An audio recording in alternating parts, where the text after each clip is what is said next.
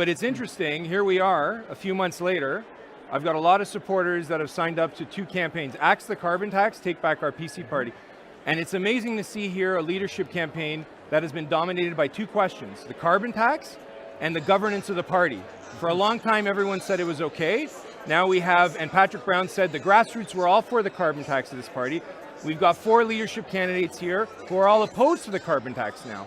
And on the governance, all 4 of the candidates, including Christine Elliott, including Caroline Mulroney. Caroline Mulroney said there's a crisis in the party with governance.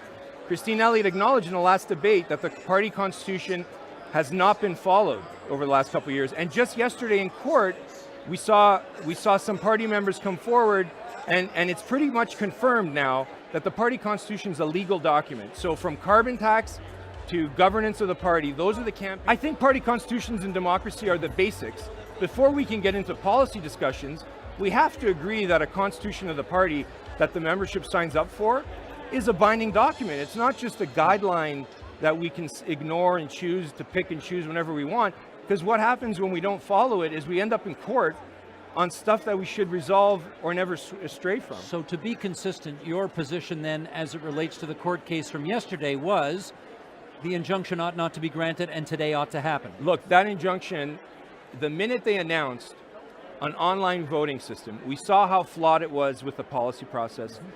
The constitution of the party calls for 2 things, a secret vote for the leadership and every member gets a right. The minute that online voting system was announced, and keeping in mind that the policy vote online was flawed, those campaigns should have went forward right away and demanded an in-person vote across the province. I know it was a short time period, but if you remember,